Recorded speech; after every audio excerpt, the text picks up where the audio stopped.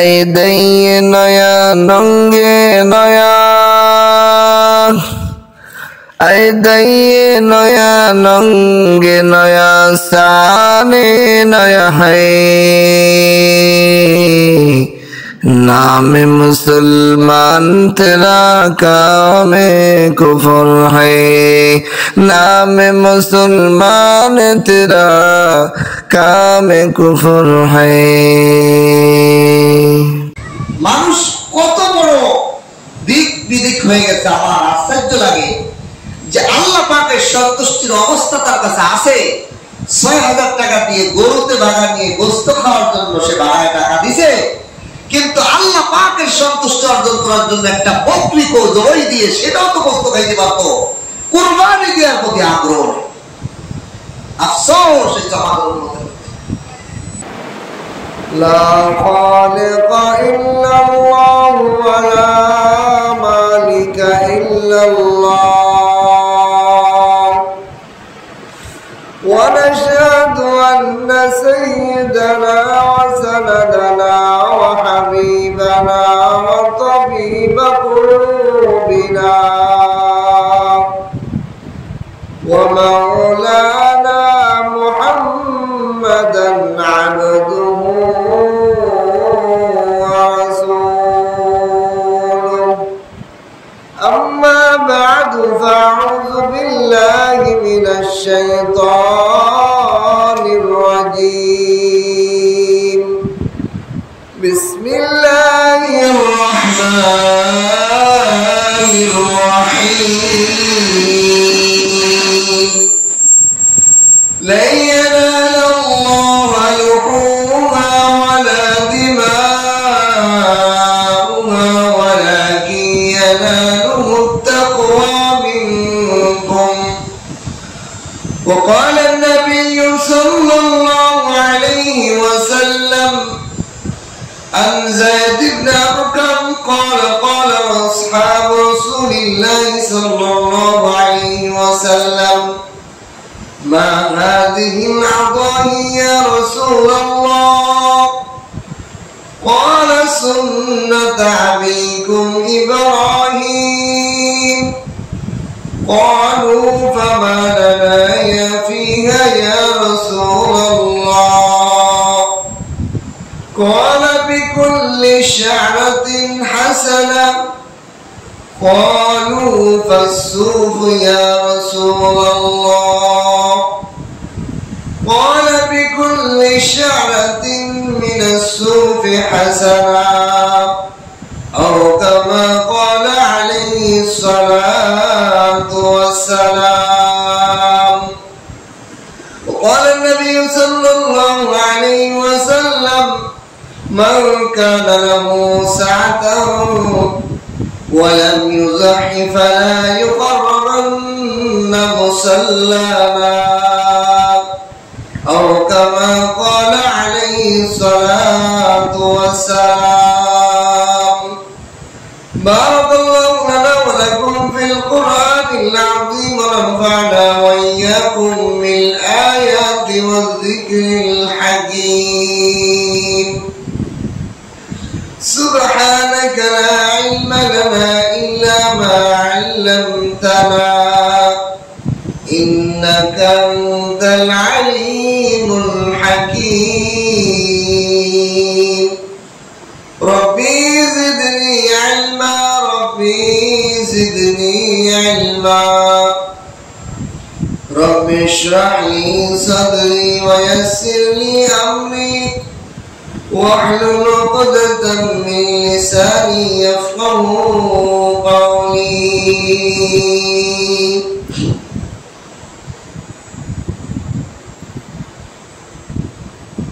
আল্লাহ পাকের লাখ কোটি শুকর ও সুজুদ যে মহান রব্বুল আলামিন আমাদেরকে জিলহজ মাসের 7 তারিখ জুমার আযানের সাথে সাথে আল্লাহর বাগ মসজিদে উপস্থিত হওয়ার জন্য তৌফিক দান করেছেন। এজন্য কালিমাতুশ শুকর আদায় করে আলহামদুলিল্লাহ। আলহামদুলিল্লাহ। আল্লাহ তাআলার দয়া এবং মায়া ভালোবাসা ইহসান হয়েছে বলে আমরা জুমার আজানের সাথে সাথে মসজিদে আসতে পেরেছি। এখনো যারা বাসা বাড়িতে দোকান পাটে বিভিন্ন কাজে ব্যস্ত রয়েছে, আল্লাহ তাআলা তাদেরকেও তৌফিক দান করেন, বলেন আমিন। যেহেতু আমাদের সামনে কোরবানির ঈদ, কোরবানির মাসাইল, কোরবানির আল্লাহ তাআলার ইবাদত, এই ইবাদত যে কোনো ইবাদত জেনে করা আর না জেনে করা আকাশ আর জমিনের মধ্যে পার্থক্য। কোরআনে কারীমের মধ্যে আল্লাহ তাআলা বলেন, হাল ইয়াস্তাবিল্লাযীনা ইয়ালামুনা ওয়াল্লাযীনা লা ইয়ালামুন, যারা জানে আর যারা জানে না তারা কখনোই কি সমান হতে পারে? যে জানে তার কাছে বিষয়টা সহজ, আর যে জানে না তার হাজারো ত্রুটি হয়ে যায়। এই জন্য জেনে জেনে আমাদের ইবাদত করতে হবে। আল্লাহর ইবাদত মনটাই করলে হবে না।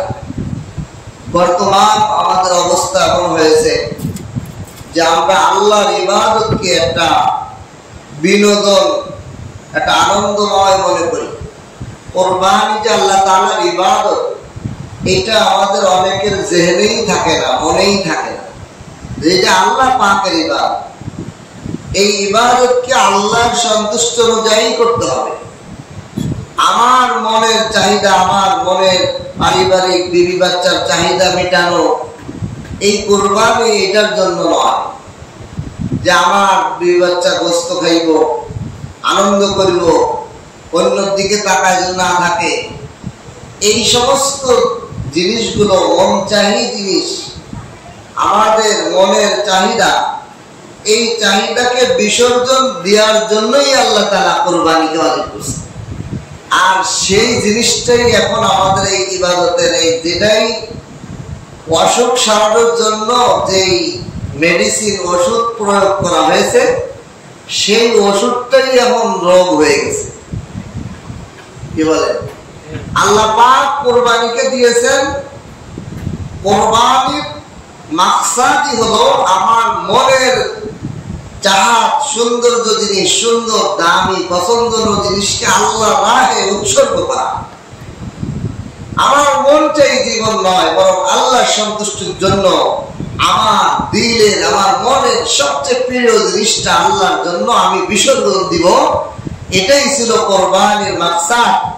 কিন্তু বর্তমান অবস্থা এমন হয়ে গেছে, এই কোরবানি আমার মনের চাহাত হয়ে গেছে। এর জন্য বড় গরু, বড় কিছু ছেলে মেয়ের যাতে অন্যের দিকে না তাকায়, গোশত খাওয়া, বিবি বাচ্চার সন্তুষ্টির জন্য বড় গরু কেনা, পশু কেনা, এগুলো আমার মনের খায়েশাতের আরো অসুস্থতা আরো বাড়িয়ে দিচ্ছে। এই জন্য আমাদেরকে আল্লাহ পাকের উদ্দেশ্য বুঝে কোরবানি করতে হবে। কোরবানির মাকসাদই হলো মনের চাহাতকে বিসর্জন দেওয়া, মনের যত খায়েশাত আছে এটাকে জবাই করে দেওয়া, মনের প্রবৃত্তি আকাঙ্ক্ষাকে আল্লাহর রাহে কোরবানির দিনে জবাই করে দেওয়াই হলো কোরবানি। ইব্রাহিম আলাইহিস সালাতু ওয়াস সালামের ঘটনা আপনারা শুনেছেন, হাবিল কাবিলের ঘটনা শুনেছেন। সকল ইতিহাসের দ্বারা এটাই প্রমাণিত হয় যে এই কোরবানির দিনে আমার মনের উপর ছুরি চালাইতে।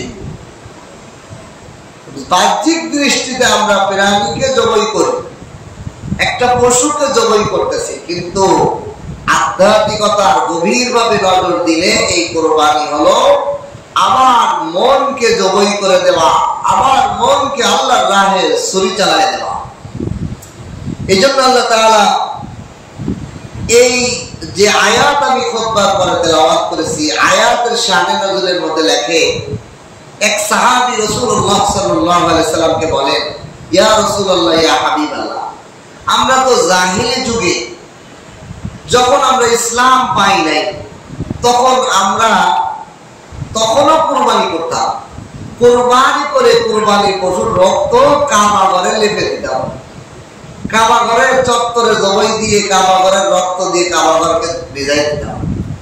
তা আমরা কি এটা করতে পারবো কিনা? দেখেন, এখানে মন চাই, সাহাবীর ইচ্ছা প্রকাশ করেছেন রাসূলুল্লাহ সাল্লাল্লাহু আলাইহি ওয়াসাল্লামের কাছে যে আমরা যে আগে এরকম করতাম, এখন ইসলাম গ্রহণ করার পর এই কুরবানির গোশত রক্তকে আমরা কাবা ঘরে লেপে দিতে পারবো? এটা দিলে কি আল্লাহ খুশি হবেন কিনা? এই রক্ত যদি আমরা কাবা ঘরে জড়িয়ে দেই, এটার মাধ্যমে আল্লাহ তাআলা সন্তুষ্ট অর্জন করা যাবে কিনা? এটা হলো মন চাইলে আল্লাহ সন্তুষ্ট অর্জন করা। আমার মনে চাইলে মনে হয় আল্লাহ এইভাবে খুশি হবে। এই ব্যাপারে আল্লাহ রাসূলুল্লাহ সাল্লাল্লাহু আলাইহি ওয়াসাল্লামের কাছে আল্লাহ পাকের পক্ষ থেকে ওহী এসেছে। কি ওহী? লা ইয়ানালাল্লাহু লুহুমুহা ওয়ালা দিমাউহা ওয়ালাকিন ইয়ানালুহুত তাকওয়া মিনকুম। কখনোই নয়, কখনোই পৌঁছায় না, পশ্চিম কালেও পৌঁছাবে না। লুহুমুহা তোমাদের প্রাণীগুলোর গোশত আল্লাহর নিকট, আল্লাহর নিকট কখনোই সম্ভব না পৌঁছানো, কখনোই পৌঁছাবে না। লুহুমুহা তোমাদের যেই পশুগুলো কুরবানি করো এর গোশত আল্লাহর কাছে কখনোই পৌঁছায় না। ওয়ালা দিমাউহা এর রক্ত আল্লাহর কাছে কোনো দাম নাই, পৌঁছায় না। আল্লাহর এগুলোর কোনো প্রয়োজনই নাই। ওয়ালাকিন ইয়ানালুহুত তাকওয়া মিনকুম, কিন্তু আল্লাহর দরবারে তোমাদের মনে তাকওয়া, ইখলাস, খুলুসিয়ত, মনে কতটুকু জমাইতে পারছো, মনের প্রবৃত্তিকে কিভাবে দমন করতে পারছো, ওই তাকওয়াটুকুই আল্লাহর দরবারে পৌঁছাবে। সুবহানাল্লাহ। তাহলে আমরা কত বড় গরু, কত বড় প্রাণী কুরবানি করলাম, এই দোষ কত লাখ টাকার আমি প্রাণী কুরবানি করলাম, এগুলোর গোশত রক্ত কিছুই আল্লাহ তাআলার দরবারে পৌঁছায় না। আল্লাহ পাকের দরবারে পৌঁছায় কি? ওয়ালাকিন ইয়ানালুহুত তাকওয়া মিনকুম, তোমাদের তাকওয়া, আল্লাহর ভীতি, আল্লাহর ভয়ে নফসের প্রবৃত্তিকে কতটুকু যোগাই দিতে পারছো, নফস প্রবৃত্তি খায়সাতকে কতটুকু দমন করতে পারছো, ওইটা আল্লাহর কাছে পৌঁছায়। সুবহানাল্লাহ। এই আয়াতের মাধ্যমে ওই সাহাবীকে জবাব দিয়ে দিলেন, তোমরা রক্ত দিয়ে কাবা ঘরে লেপে দিলে আল্লাহ পাকের খুশি এইভাবে নয়। তোমাদের পশুর গোশত দ্বারা আল্লাহ খুশি নয়, তোমাদের পশুর রক্ত দ্বারা আল্লাহ তাআলা খুশি নয়। আল্লাহ তাআলা তোমাদের অন্তরের দিকে তাকান।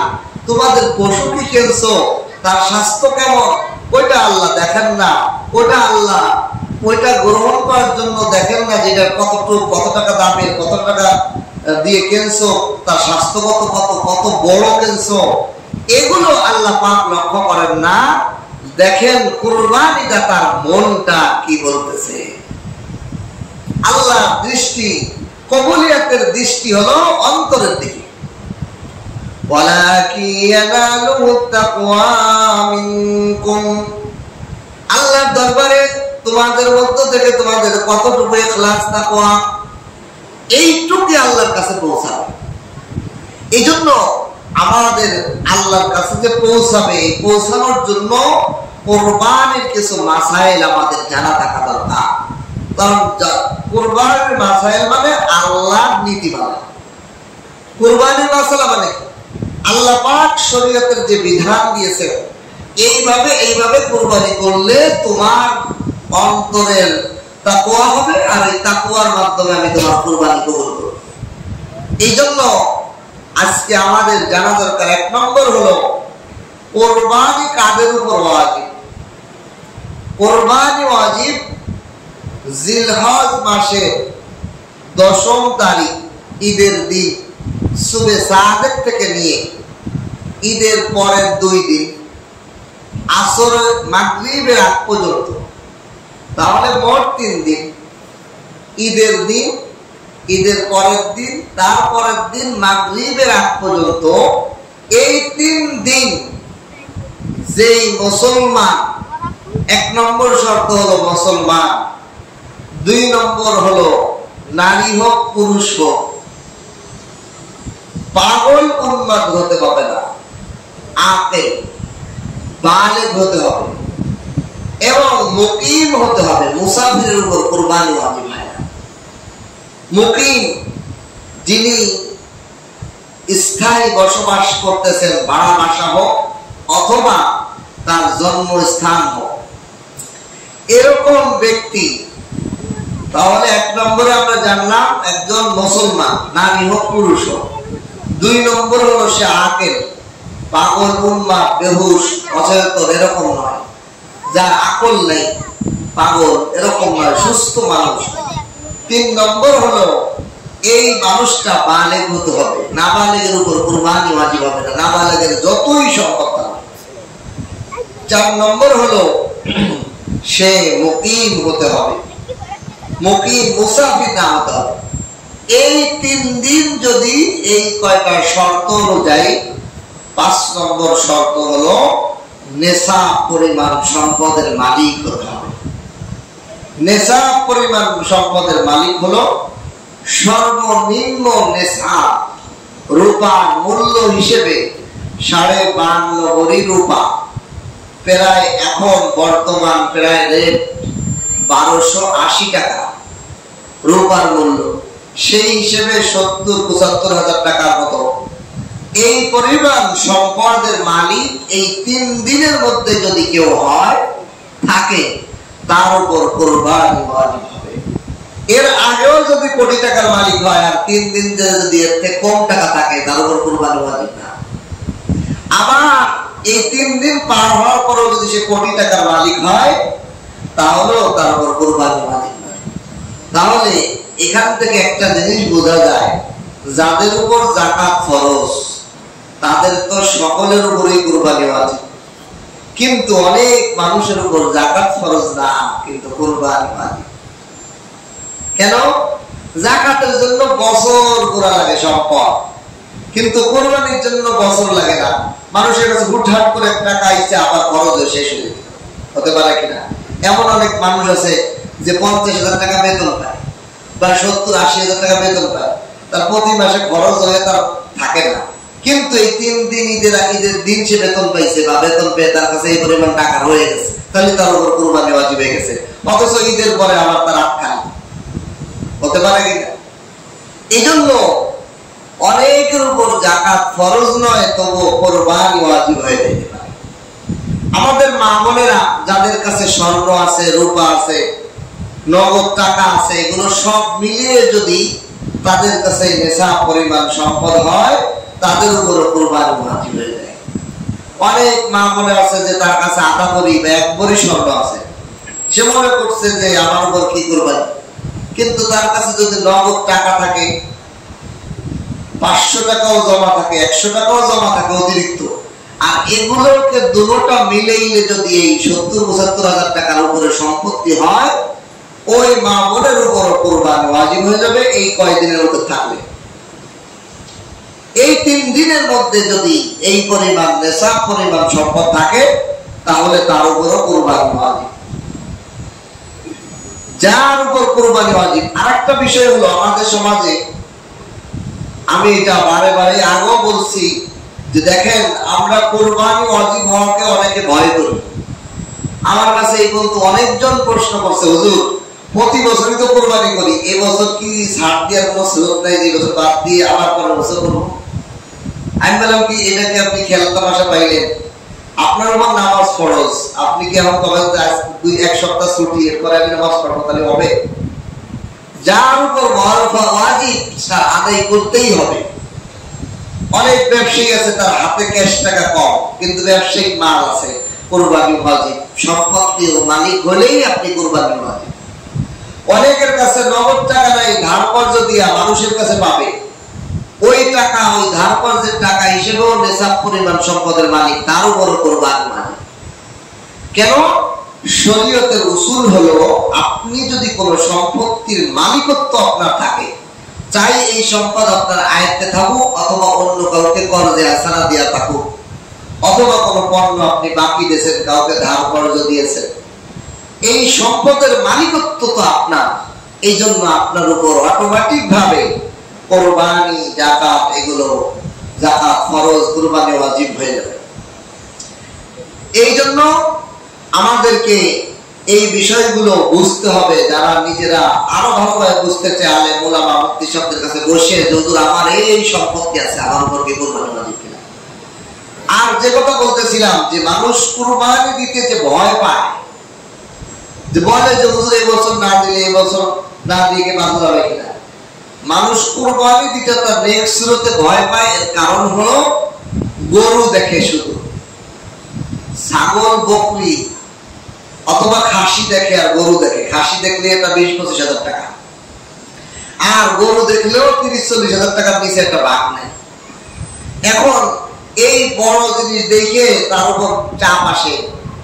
যেমন এক লোকের গতকালকে আমাকে বলতেছে বাজারের এক ব্যবসায়ী যে হুজুর আমি এই বছর কুরবানি দেবো না, ঋণ টিন আছি অনেক, অথচ সে 2-3 লাখ 4 লাখ 5 লাখ টাকা তার মাল আছে দোকানে। এই বছর একটু চাপে আছে, দিব না কুরবানি। আমি বললাম কি করবেন? আমাদের সমাজে প্রায় 20-30টা ঘর আছে, ওই সব ঘর মিলেরা সবাই মিলে ধরছে 6,000 টাকা করে। এই 6,000 টাকা করে ধরে 20-25 ঘর, এরা সবাই প্রত্যেক ঘর থেকে 6,000 টাকা করে দিব। এই টাকাতে গরু কিনে সবাই গোস্ত ভাগ করে কিনে, অথচ ওই 6,000 টাকা দিয়ে একটা বকরি ছাগলও কিনতে পারত। মানুষ কত বড় দিক বিদিক হয়ে গেছে। আমার আশ্চর্য লাগে যে আল্লাহ পাকের সন্তুষ্টির অবস্থা তার কাছে আছে। 6,000 টাকা দিয়ে গরুতে ভাগা নিয়ে গোস্ত খাওয়ার জন্য সে ভাড়ায় টাকা দিছে, কিন্তু আল্লাহ পাকের সন্তুষ্টি অর্জন করার জন্য একটা বকরি জবাই দিয়ে সেটাও তো গোস্ত খাইতে পারত। কুরবানি দেওয়ার প্রতি আগ্রহ নেই। আফসোস এই সমাজের মধ্যে। অথচ আমাদের সমাজে হাজারো মানুষ কুরবানি না দিতে পারলো 4-5 কেজি গোস্ত গরু কিনে আনে কিনা। অথচ আমি বাজারে দেখা যায় কুরবানির ঈদের দিন বা পরের দিন এই 60 গোস্ত কেনার জন্য লাইন। একজন তো 1-2 কেজি কেনে না, তাও তো 2-3 হাজার টাকার গোস্ত কেনে। তো 2-3 হাজার টাকার গোস্ত কেনেন, আর একটু চাপ নিলেই তো 3-4 হাজার টাকা একটা বকরি ছাগল কুরবানি করা যায়, যায় কিনা? একটা বকরি ছাগল কেনেন, কারণ ফিকহি মাসালা আছে, কারো উপর যদি কুরবানি ওয়াজিব হয় আর সে যদি 3 দিন পার করে ফেলে কুরবানি না দেয়, তাহলে তার জরিমানা কতটুকু দেখেন। আল্লাহ তাআলার সিস্টেম বলে দিয়েছে কিনা? আল্লাহ কত সুন্দর ফয়সালা করে দিয়েছেন। আল্লাহ তো কইতো এই যে কুরবানি দাও নাই তার জরিমানা হলো বড় গরু। সমস্ত ফুকাহায়ে কেরাম সমস্ত ফতোয়ার কিতাবের মধ্যে মাসালা, যে ব্যক্তি কুরবানি দেয় নাই, কুরবানি তার কাজা হয়ে গেছে অথবা টাইম পার হয়ে গেছে, তার জন্য সর্বনিম্ন একটা বকরি ছাগলের দাম সদকা করে দিলে। তাহলে কুরবানির হক আদায় করার জন্য, কাজা আদায় করার জন্য কি ফতোয়া দেওয়া হলো? সমস্ত ফতোয়ার কিতাবে আসছে যে আপনার সর্বনিম্ন একেবারে বকরি ছাগল, যেটা সবচেয়ে কম দাম, 1 বছর বয়স হইতে হবে, এরকম একটা বকরি ছাগলের দাম ধরলে যত টাকা আসে। আমি আগেই বলছি, গত বছর আমার ছোট ভাই, আমার একজন ছোট ভাই, সে কুরবানি করছে মাত্র 3400 টাকা দিয়ে একটা বকরি ছাগল, আর 7-8 কেজি গোস্ত হয়েছে। 1 বছর বয়স হয়েছে বকরি ছাগল, তো 3400 টাকা যদি তার কুরবানি কাজা হয়ে যাবে, সে 3400 টাকা 3500 টাকা দান করে দিলে তার কুরবানির কাজা আদায় হয়ে যাবে। তাহলে আমি কুরবানি করার ক্ষেত্রে কেন এত বড় গরু আর এত বড় খাসির দিকে নজর দিব? কেন আমি কুরবানি থেকে পিছপা হব? বলেন। আমাদের সমাজের মানুষ নেক্সট সুরতে শয়তানের ধোঁকায় পড়ে আছে। এমন কোন ফ্যামিলি নাই যে কুরবানির দিনে কিছু গোস্ত কেনে না। যতই দরিদ্র হোক 2-3 হাজার টাকার গোস্ত করা কেনাই। আরেকটু চাপ নিলে, আমি বলছি, আপনি দেখেন আমার এই কৌশলটা আপনি ফলো করেন। একজন স্কুল কলেজের ছাত্র ছাত্রী, একজন ইউনিভার্সিটির ছাত্র ছাত্রী যারা এখনো কর্ম করে না, আমার এই মুসলমানদের সেও কুরবানি করতে পারে, সেও কুরবানি করতে পারে। কি উসুল? আপনি এই বছর কুরবানির পর থেকে আপনার আব্বা আম্মা আপনারা খরচ দেয়, আপনি একজন যুবক মানুষ, আপনি একজন যুবতী মানুষ, আপনি একজন বিবি, আপনার কোনো ইনকাম নাই, আমি গৃহিণী, আপনি বাসায় থাকেন, আপনি আপনার স্বামীর থেকে মাসে 100 টাকা 200 টাকা 500 টাকা যদি আপনি সঞ্চয় করেন, পুরা আগামী বছর কুরবানির মধ্যে একটা বকরি ছাগলের দাম হয়ে যাবে না? কোনো ব্যাপারই না, কোনো ব্যাপারই না। আমার আপনার বাচ্চা যে কোন একটা খেলনা কিনা জন্য টাকা গোছায়, তাও ৩-৪ হাজার টাকা গোছায়। আমার আপনার ফ্যামিলির বাচ্চাগুলা তারাও ঈদের বোনাসে উঠায়, তাতেও ৩-৪ হাজার টাকা উঠাই ফেলে পোলাপানে। তাহলে আমি একজন সাধারণ একজন বড় মানুষ হইয়া আমার উপর কুরবানি ওয়াজিব হোক আর না বলে তো করতেই হবে, না হলেও আমি আল্লাহ পাকের সন্তুষ্ট অর্জন করার জন্য, আল্লাহ মালিককে খুশি করার জন্য আমার তো একটা উদ্যোগ নেওয়া দরকার ছিল যে আমি 500 টাকা 100 টাকা আমি প্রতি মাসে মাসে পুরো 500 টাকা বুঝাইলে বছরে 6,000 টাকা অটোমেটিক হয়ে যাবে। এক কুরবানি থেকে আর এক কুরবানি পর্যন্ত আপনি একটা ব্যাংক বানায় ঢুকে রাখেন, প্রতি মাসে আমি 500 টাকা বুঝাই রাখবো যাতে আমি ইনশাআল্লাহ আল্লাহ সন্তুষ্টির জন্য কুরবানি করতে পারি। সম্ভব। আর যাদেরকে আল্লাহ অ্যাবিলিটি দিয়েছে তারা তো বড় করবে, তাদের টাকা পয়সার অভাব নেই, তারা বড় করবে, বড় বড় প্ল্যানিং করবে, অসুবিধা নেই। তাদের যেহেতু আল্লাহ সম্পদ দিছে, তাদের সম্পদের শুকরিয়া আদায় অর্থে তারা একটা না 10টা নয় আরো অনেক করবে। আল্লাহ রাসূল সাল্লাল্লাহু আলাইহি ওয়াসাল্লাম মডেল দেখাই গেছেন, উনি নিজে 100 উট কুরবানি করছেন। বর্ণনায় আসছে আল্লাহ রাসূল নিজে, কোন বর্ণনায় আসছে 60টা নিজেই কুরবানি করছেন, কোন বর্ণনায় আসছে 40টা নিজেই নহর করছেন, আর বাকিগুলো আলী রাদিয়াল্লাহু তাআলা করতে বলেছেন। আমার নবী আমার নবী সাল্লাল্লাহু আলাইহি ওয়াসাল্লাম 2টা বকরি ছাগল কুরবানি করেছেন। আয়েশা রাদিয়াল্লাহু তাআলা বলেন রাসূলুল্লাহ সাল্লাল্লাহু আলাইহি ওয়াসাল্লাম প্রতি বছর 2টা বকরি কুরবানি করতেন। একটা বকরি উম্মতের জন্য কুরবানি করতেন, আরেকটা বকরি নিজের জন্য করতেন। সুবহানাল্লাহ। আমার নবীও বকরি করতে পারেন, তাহলে আমি আপনি কেন কুরবানি থেকে ভয়ে পিছাবো, কুরবানি থেকে নিজেকে পিছিয়ে রাখবো? আমার মা বোনদেরকে বলবো, যাদের পর আপনাদের স্বর্ণ রূপা আছে, যাদের এই নিসাব পরিমাণ সম্পদ আছে, তারাও আপনারা কুরবানি করেন, হিম্মত করেন। আপনি একটা গহনা, একটা শাড়ি কিনতে গেলেও এখন 8-10 হাজার টাকা নিতে হয় না। আপনি একটা শাড়ির বদলে আল্লাহর সন্তুষ্টি অর্জনের জন্য একটা খাসি কুরবানি করে দেন। ঠিক কিনা? আমরা কত হাউসের জিনিস কিনি, স্বামীকে বলে, আমরা আমাদের আপনজনদেরকে বলে ধরে আমরা কত আসবাবপত্র করি, কিন্তু আমরা আল্লাহর সন্তুষ্টি অর্জনের জন্য আমাদের আপনজন, আমাদের গার্ডিয়ান থেকে চেয়ে নিয়ে আমরা কুরবানি করতে কি আগ্রহী হই না কেন? এজন্য যাদের উপর কুরবানি ওয়াজিব তারা অবশ্যই কুরবানি করতে হবে, আর যাদের উপর ওয়াজিব নাই তারাও চেষ্টা করতে হবে যে আমিও কুরবানি করবো আল্লাহর সন্তুষ্টি অর্জন করার। 2 নম্বর বিষয় হলো কোন কোন জন্তু কুরবানি করবে। 1 নম্বর হলো ছাগল। ছাগলের মধ্যে খাসি, বকরি, পাঠা সব কুরবানি করা যায়, তবে এই ছাগলের জন্য শর্ত হলো 1 বছরের 1 সেকেন্ড কম হইল কুরবানি হয় না। বুঝতে পারছেন? যারা আমরা কুরবানি করব, কুরবানি, আকিকা এগুলো সবের জন্য শর্ত হলো ছাগল, খাসি, বড়ি, ভেড়া, এই ছাগলের যে কি আছে পাঠা, তারপরে খাসি, বকরি যেগুলো আছে 3 প্রকারের, এই 3 প্রকারের জন্য শর্ত হলো পূর্ণ 1 বছর হতে হবে এবং দোষ মুক্ত হবে। সব প্রাণীর দোষ একসাথে বর্ণনা হবে। বয়সের ক্ষেত্রে এদের 1 বছরের 1 চুল পরিমাণ কম হইলেও এর দ্বারা কুরবানি সহি হবে না।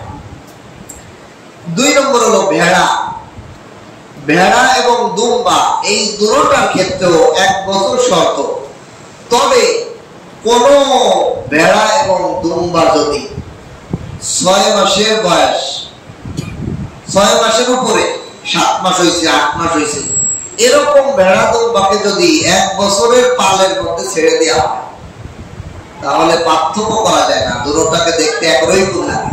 তাহলে এমন ভেড়া দুম্বা 6 মাসে, 7 মাসে, 6 মাসের মিশেলে হবে না, 6 মাস থেকে উপরে 7 মাস, 8 মাস, 9 মাস, 10 মাস এরকম বয়সের ভেড়া দুম্বা যদি 1 বছরের ভেড়া দুম্বার সাথে মিলাইলে পার্থক্য করা যায় না, স্বাস্থ্যগত হবে একরকম দেখা যায়, তাহলে ওইটা কুরবানি করা যায়। এর নিচেই হলে হবে না। 3 নম্বর হলো গরু, মহিষ। গরু এবং মহিষের ক্ষেত্রে কুরবানির জন্য শর্ত হলো পূর্ণ 2 বছর।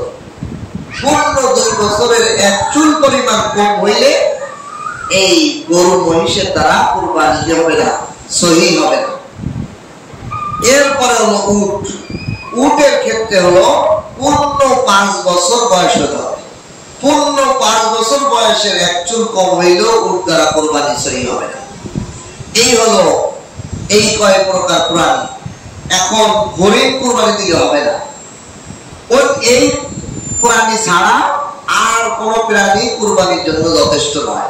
কেউ মুরগি কুরবানি দিলে হইব না, কেউ হরিণ কুরবানি দিলে হইব না, কেউ খরগোশ কুরবানি দিলে হইব না। বন্য প্রাণী যেগুলো হালাল প্রাণী, এগুলোকে কুরবানি করলে সহিহ হবে না। এরপরে আসেন কুরবানির স্বাস্থ্যগত অবস্থা। এই প্রাণীগুলোর দোষ মুক্ত থাকতে হবে। 1 নম্বর হলো খুরা। ধরেন ছাগল, বেড়া, দুম্বা, গরু, ছাগল যেগুলো আছে, এর 3 পাও ভালো আছে, কিন্তু আর এক পা জমিনে ভর দিতে পারে না। এমন ভাঙা ভাঙছে, এমন ব্যথা জমিনের মধ্যে পাও। 3 নম্বর 4 নম্বর যে পাও আছে, এটা জমিনে লাগাইতে পারে না, এমন ভাঙা ভাঙছে। তাহলে এই প্রাণী দ্বারা কুরবানি সহিহ হবে না। তবে 3 নম্বর 3টা পাও ভালো, 4 নম্বর পাও এটা ব্যথা পাইছে, কিন্তু জমিনের হালকা ভর দেয়, পরিপূর্ণ ভর দিতে পারে না, হালকা হালকা ভর দিয়ে দেয়, তাহলে সহিহ হবে এই প্রাণী দ্বারা কুরবানি। কিন্তু যদি 3 নম্বর পাও একেবারে অচল, পাও দিতেই পারে না, চলতেই পারে না, এই 3 নম্বর পাও দিয়ে, তাহলে এমন প্রাণী দ্বারা কুরবানি সহিহ হবে না। এরপরে আসে কুরবানির পশু যদি অন্ধ হয়, দুরচক অন্ধ, তাহলে এর দ্বারা কুরবানি সহিহ হবে না। 100 পূর্ণ কানা, তা দ্বারাও সহিহ হবে না। এগুলো চিনার একটা আলামত আছে, এগুলো অনেক সময় অনেকে বলে না। এগুলোর জন্য আপনার খাবার, ধরেন 1 চোখ আপনি আটকায় রাখছেন, 1 চোখের উপর একটু তেলা হইতে দিয়েছেন, একটা কস্টেপ লাগাইছেন, আর 1 চোখের সামনে খাবার ধরছে, ও যদি খাবার দেখে আগায় তাহলে বুঝতে হবে চোখ ঠিক আছে। আর যদি দেখা যায় তোর চোখে অসুবিধা, 1 চোখ কানা, তাহলে এই প্রাণী দ্বারা কুরবানি সহিহ হবে না। দাঁতের ক্ষেত্রে অধিকাংশ দাঁত যদি ভেঙে যায়, 1-2টা ভাঙলে কুরবানি সহিহ হবে, অধিকাংশ দাঁত ভেঙে গেলে, বেশি অর্ধেক ভেঙে গেলে এর দ্বারা কুরবানি সহিহ হবে। এরপরে লেজ কাটা থাকলেও এর দ্বারা কুরবানি সহিহ হবে না। শিং, যে সমস্ত শিং যদি একেবারে না ওঠে, তাতেও কুরবানির ক্ষেত্রে সমস্যা নাই, কুরবানি সহিহ হবে। তবে কোন শিং যদি ভেঙে যায়, তা দ্বারাও কুরবানি সহিহ হবে। কোন ক্ষেত্রে? যদি শিংয়ের মুসি যেটা আছে, এই মুসিটা ভাঙে নাই, শিং ভেঙে গেছে কিন্তু আমার মুসি আছে, আমার শিং আছে। আর যদি মুসিটাই ভেঙে যায়, তাহলে এই প্রাণী দ্বারা কুরবানি সহিহ হবে না। সেটা ছাগল হোক, ভেড়া হোক, দুম্বা হোক, গরু হোক, উট হোক। উটের তো শিং নেই। এই সমস্ত প্রাণীর যেগুলো শিং আছে, সেগুলো মূল শিং যদি ভেঙে যায়, এর দ্বারা কুরবানি সহিহ হবে না। এরপরে এই কুরবানির পশু যদি গতরে এমন ক্ষত হয়, চামড়ার উপর চুলকানি হয়েছে, তাহলে চামড়ার উপর চুলকানি যেটা গোস্ত পর্যন্ত পৌঁছে নেয়, এর দ্বারা কুরবানির অসুবিধা নেই। তবে যদি কুরবানির পশুর এমন ঘা, এমন পচা যে গোস্ত পর্যন্ত লেগে গেছে, তাহলে এটা খুতো, এটা সমস্যা, এটা দ্বারা কুরবানি সহিহ হবে। এমনি হয় না, চামড়ার উপর চুলকানি হয়েছে, হালকা একটু ঘষা খাইছে, এটা অসুবিধা নেই। কিন্তু এমন চুলকানি, এমন ঘা, এমন পচা যেটা গোস্ত পর্যন্ত বসে গেছে, গোস্তের মধ্যে তো পোকা বেরোচ্ছে দেখা যাচ্ছে, এমন প্রাণী দ্বারা কুরবানি সহিহ হবে।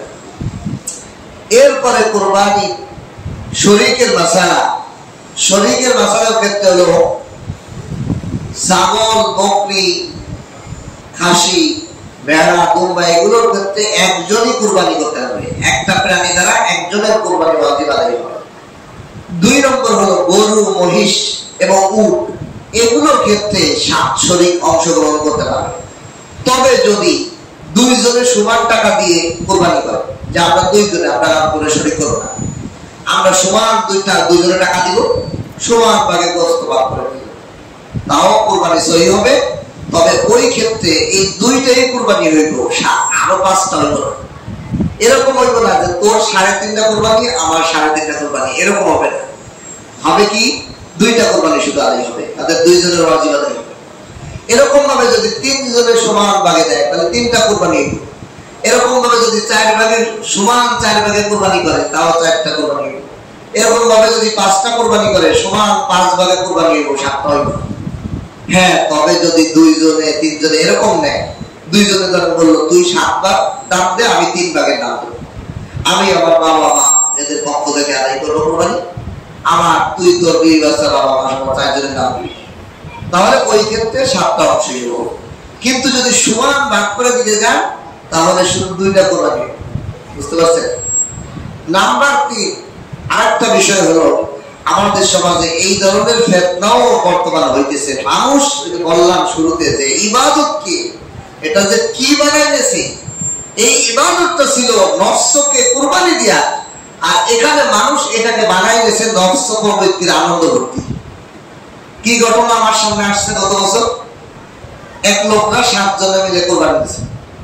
তো যে এটা দায়িত্ব সে তো জানে 7 জন, কিন্তু এক ভাগ যে নেছে সে আরেক জনে পড়াইছে, দেখ এক ভাগ তো 20,000 টাকা আমার উপর চাপ হয়ে যাচ্ছে, তুই 10,000 টাকা আমারে দে, আমি আর তুই বলবি না, আমি শুধু ভাগ মিষ্টি ভাবে থাকবে, পরে আমি গোস্তটা 7 ভাগের 1 ভাগ যখন গোস্ত পাবো তখন আইনে তোরে অর্ধেক গোস্ত দিয়ে দেব। এই বাকি 6 জনের কুরবানিও নষ্ট হয়েছে, নিজের কুরবানি নষ্ট হয়েছে। কেন? শরীয়তের একটা মাসালা হলো একটা বড় প্রাণী যেগুলোর মধ্যে 7টা অংশ কুরবানি দেয়া যায়, ধরেন 7 ভাগ, এই 7 ভাগে একটা 70,000 টাকার গরু কিনছে, তাহলে এক ভাগের অংশ পড়ছে কত? 10,000। এখন শরীয়তের মাসালা হলো কোন শরীক এই 10,000 টাকার কমে শরীক হইতে পারবে। যদি কোন শরীক 10,000 টাকার কমে শরীক হয় তাহলে বাকি 7 জনের কুরবানি নষ্ট। দেখো যারা ওই যে 1 ভাগের 20,000 টাকা দিয়ে নিয়ে 2 জনে শরীক হয়েছে, তা পুরো কুরবানিটা নষ্ট হয়েছে কিনা? এই জন্য আপনাদেরকে বলি এগুলো করবেন না। শরীক করতে যাই আপনি আরো 6 জনের কুরবানিটা নষ্ট করে দিলেন, তাদের ওয়াজিব আদায় হলো না। এই জন্য আমরা শরীক করার ক্ষেত্রে খুবই সাবধান। আর আমি যেটা পরামর্শ দেই সেটা হলো শরীকি মাসালা জায়েজ আছে, করা যায়, খালেস নিয়ত আলা, যদি ভালো লোক পান সবাই, হালাল টাকা। শরীকের ক্ষেত্রে 2টা জিনিস খুবই শর্ত, গুরুত্বপূর্ণ 2টা শর্ত। একটা হলো যতজন শরীক হবে প্রত্যেকের টাকা হালাল হইতে হবে। একজনের টাকা যদি হারাম হয় তাহলে সবার কুরবানি দরকার। 2 নম্বর শর্ত হলো সকলের নিয়ত সহি হইতে হবে, আল্লাহ সন্তুষ্টি, গোস্ত খাওয়া, গরুর গোস্ত খাওয়া, বিবি বাচ্চা, অন্য বিভিন্ন নিয়ত।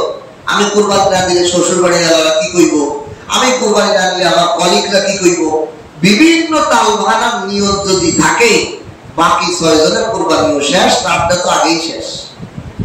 এই জন্য আমি আপনাদেরকে পরামর্শ দিই সেটা হলো রাসূলুল্লাহ সাল্লাল্লাহু আলাইহি ওয়াসাল্লাম জায়েজ আছে যে এরকম লোক পান, কিন্তু এরকম লোক পাবে কিনা, এরকম গ্যারান্টি দেবে কিনা বলে। আমার কথা হলো আমাকে অনেকে বলে যে হুজুর আপনি আমাদের সাথে শরীক হন। আমি ভাই আপনাদের কোনো দোষ নেই, আমার যদি কোনো দোষের কারণে আপনাদের কুরবানি নষ্ট হয়ে যায়, সুতরাং নষ্ট যদি হয় তাহলে আমার কুরবানি আমারটা নষ্ট, আরেকজনের জন্য ক্ষতি না হয়, এই জন্য আমি শরীকে কুরবানি দিতে চাই না। আমি একটা বকরি খাসি যা পানি দিয়ে দেব। এই জন্য আপনি যদি পারেন পুরা গরু আপনি একা কিনে দেবেন, আপনার অ্যাবিলিটি আছে, আপনি পুরা গরু কিনে দেবেন। আপনি গরু পারেন না, আপনি বাগান না দিয়ে আপনি খাসি কিনে দেবেন। খাসি পারেন না, আপনি একটা বকরি কিনে দেবেন। আপনাকে যে অ্যাবিলিটি দিয়েছে আল্লাহ সেই অনুযায়ী আপনি কুরবানি করেন। এরপরে কুরবানির ক্ষেত্রে আরো কয়েকটি মাসালা হলো, কেউ যদি কুরবানির মান্যত করে, কুরবানির মান্যত করে তাহলে ওই মান্যত, একজন বললো যে আমার এই রোগটা যদি ভালো হয় আমি একটা কুরবানি করবো, আমার যদি চাকরিটা হয় আমি একটা কুরবানি করবো, আমার মায়ের যদি সুস্থ হয়ে যায় তাহলে একটা কুরবানি করবো, আমার বিবির অসুস্থতা ভালো হলে কুরবানি করবো, আমার বাচ্চার অসুস্থতা ভালো হলে কুরবানি করবো। এরকম মান্যতের কুরবানি করে, এই কুরবানির গোশত সম্পূর্ণ সদকা করে দিতে হবে, এটা খাওয়া যাবে না। এটা গরিব মিসকিনের হক, যারা যাকাত ফিতরা খাইতে পারে তাদেরই শুধু পাইব, কোনো ধনী লোক খাইতে পারবে না, কুরবানি দাতাও খাইতে পারবে না। দুই নম্বর আরেকটা মাসালা এরকম আছে, ধরেন আপনি একটা গাভী কিনে কুরবানি দেবেন, এখন কুরবানি দেওয়ার সময় অথবা একদিন আগে একটা বাছুর জন্ম হয়ে গেছে। এই যে বাছুর, এই বাছুরটাকে জবাই দিয়ে পূর্ণ সৎকা করে দিতে হইব, এটা কাজ হইব। কিন্তু আপনি ওই গাভীটা গাভীর গোস্ত খাইতে, কিন্তু এই বাছুরটা আমার যদি চান যে একটু বছর জবাই না দিয়ে বড় করে আগামী বছর জবাই দেবো, যখনই জবাই দেন এই পুরা বস্তুটা বন্টন করে দেবে গরিবদের মধ্যে, ধনীদের দেওয়া যাবে না, নিজেও খাওয়া যাবে না। এবং এই প্রাণীটা যদি চান জবাই করা ছাড়া খাও, গরিব মিসকিনকে মালিক পাড়ায় দানও করে দিতে পারে, যে একজন গরিব প্রাণী এই প্রাণীটা দানই করে দিলাম, তাও পারে। এরপরে কুরবানির দিনের সাথে কিছু মাসালা। কুরবানির জবাই, কুরবানির পশু জবাই করার ক্ষেত্রে এক নম্বর হলো কেবলামুখী শোয়াইতে হবে, উত্তর দক্ষিণ, উত্তরে মাথা, দক্ষিণে পা, কেবলার দিকে মুখ করে শোয়াইতে হবে। এইটা নিয়ে অনেকটা পেঁয়াজ বাঁধে যে এমন ভাবে শোয়াইছে জবাই করার তার ঘোড়ায় খবরও নাই যে কোন দিক শোয়াইছে, শোয়াইতে শোয়াইতে পূব দিক শোয়াই জবাই করে গেছে। তবে এটা সুন্নাত কেবলামুখী হইয়া কুরবানি করা। কুরবানির জবাই করার ক্ষেত্রে পশুর 4টা রং আছে। কয়টা রং? কুরবানি দাতা নারী হোক পুরুষ হোক, সবচেয়ে উত্তম হলো নিজ হাতে কুরবানি করা। অনেক আশ্চর্য, অনেক যেমন মাসালা বলে অনেক আশ্চর্য হয়, মেয়েরা আবার কিভাবে কুরবানি করবে? আল্লাহ রাসূল সাল্লাল্লাহু আলাইহি ওয়াসাল্লামের সাহাবিয়া নারীরা রাসূলুল্লাহ সাল্লাল্লাহু আলাইহি ওয়াসাল্লাম বাসায় গেছেন, একটা বকরি নিজে এক হাঁটু দিয়ে একটা দইয়ে রাখতে মাথাতে জবাই দিয়ে গুনাহ করে রাসূলের সামনে আছে। একাও কুরবানি করা যায়, একাও জবাই করা যায়, খালি প্রাণীকে আপনি সুন্দরভাবে ধরে যাতে কষ্ট না পায়। এই নারীও জবাই দিতে পারবে, একাও জবাই দিয়ে যাবে, হাদিসের দ্বারা সাব্যস্ত আছে। এখন যে কুরবানি করবে সে কুরবানি নিজে জবাই করা সবচেয়ে উত্তম। এই জন্য যারা যাদের সাহস আছে, যারা শিখতে চায় যে আমি নিজের হাতে নিজে কুরবানি করবো, এটা উত্তম যে আপনি আল্লাহর রাহে নিজের জবাইটা নিজে করবেন। এই জন্য এই ক্ষেত্রে কয়েকটা বিষয় জানা, সেটা হলো যে কুরবানির পশুর 4টা রগ কাটতে হয়। একটা হলো শ্বাসনালী, আরেকটা হলো খাদ্যনালী। এখানে বড় বড় 2টা নালী আছে, দেখবেন বড় বড় দেখা যায়, তাতে বাতাস বেরোয়, এটা হলো শ্বাসনালী। কাটার মধ্যে ফুসফুস করে খালি বাতাস বেরোয়, এটা হলো শ্বাসনালী। আরেকটা হলো খাদ্যনালী, দেখা যায় খাদ্য জাগর কাটছে, এগুলো দেখা যায় ঢুকছে।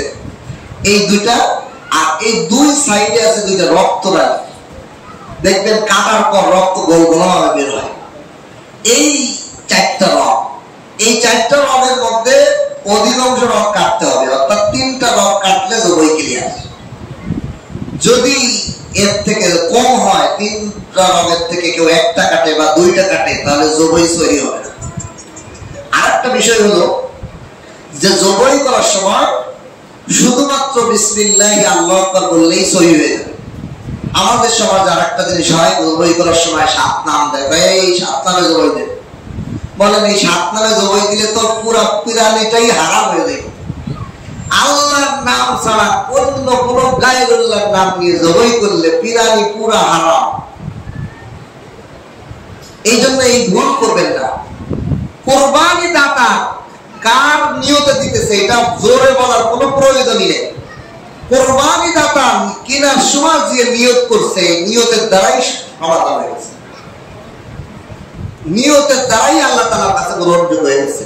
এটা কে কেনছে কার, এটাকে আল্লাহ কি রকম যে আল্লাহ শোনে নাই, এখন বলে শোনাই দিব।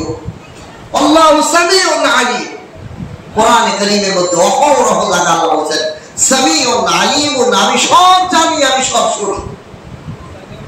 আমার এই আলাদাভাবে শোনানোর দরকার নেই।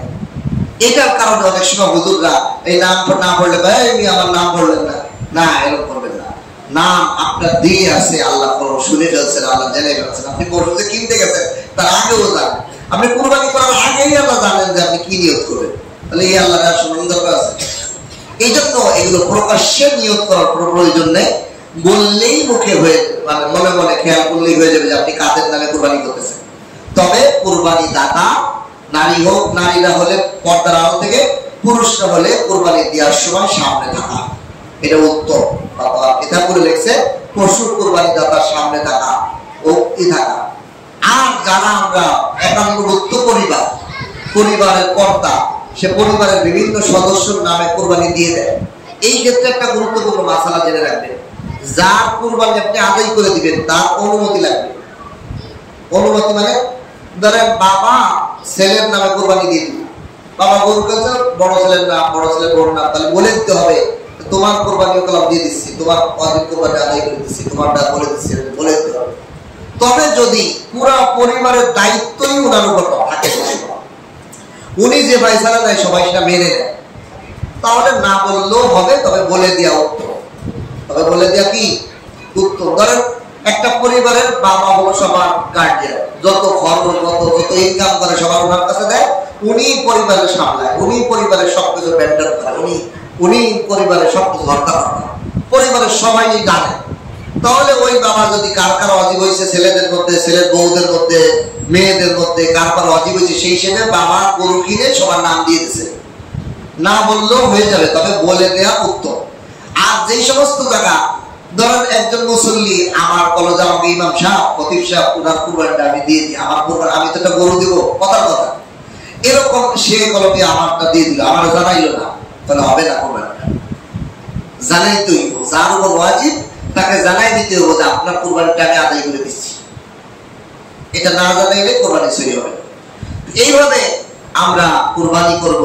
কোরবানির ক্ষেত্রে এই যার আরেকটা বিষয় হলো, জবাই যখন করি তখন আরেকটা ভুল হয়, যেটার কারণে কোরবানিটা নষ্ট হয়ে যায়।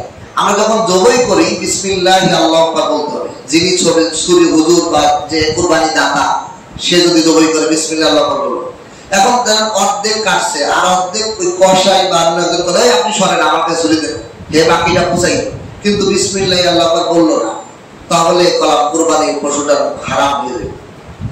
অর্থাৎ যেই গলায় ছুরি চালাই বসেন সবাই বিসমিল্লাহ আল্লাহু আকবার বলবেন। বুঝতে পারছেন? এই বিষয়গুলো একটু খেয়াল রাখবেন, এগুলো কোরবানি দেওয়ার সময় আমাদের খেয়াল রাখার কারণে এগুলো।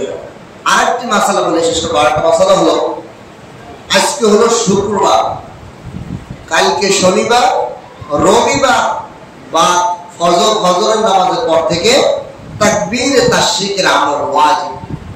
একবার প্রত্যেক নারী এবং পুরুষ এলাকার মা বোনেরা খেয়াল করবো, যারা আমরা একা একা বাসায় মহিলারা নামাজ পড়ি, রবিবার ফজরের নামাজ থেকে শুরু করে বৃহস্পতিবার আসরের নামাজও পড়তে হবে, মাগরিব পর্যন্ত, মাগরিবের পড়া লাগবে না। এই 23 ওয়াক্ত প্রত্যেক নারী এবং পুরুষের উপর প্রত্যেক ফরজ নামাজের পর একবার আল্লাহু আকবার, আল্লাহু আকবার, লা ইলাহা ইল্লাল্লাহু, আল্লাহু আকবার, আল্লাহু আকবার, ওয়ালিল্লাহিল হামদ একবার পড়া ওয়াজিব। পুরুষদের জন্য একটু আওয়াজ করে পড়া, মা বোনেরা নিজেরা শুনতে পারে, নিজেদের কানে একটু আওয়াজে পড়ে। এই আমলটা আগামী রবিবার সকাল থেকে শুরু হবে, বৃহস্পতিবার আসরে আমল করে শেষ, মাগরিবের তারপর মোট 23 ওয়াক্ত। এই 23 ওয়াক্ত প্রত্যেক মুসলমানের উপর তাকবীর তাশরিক ওয়াজিব। আল্লাহ তাআলা আমাদের সকলকে এই সমস্ত বিধিবিধানগুলো আমল করে ঈদের, আরেকটা হলো ঈদের জামাত এই মসজিদে ইনশাআল্লাহ আদায় হবে, 7:30 অনুষ্ঠিত হবে। ঈদের জামাত 7:30 অনুষ্ঠিত হবে। আমরা সকলেই আগে আগে চলে আসার চেষ্টা করব। আল্লাহ তাআলা আমাদের সকলকে আমল করার তৌফিক দান করুন।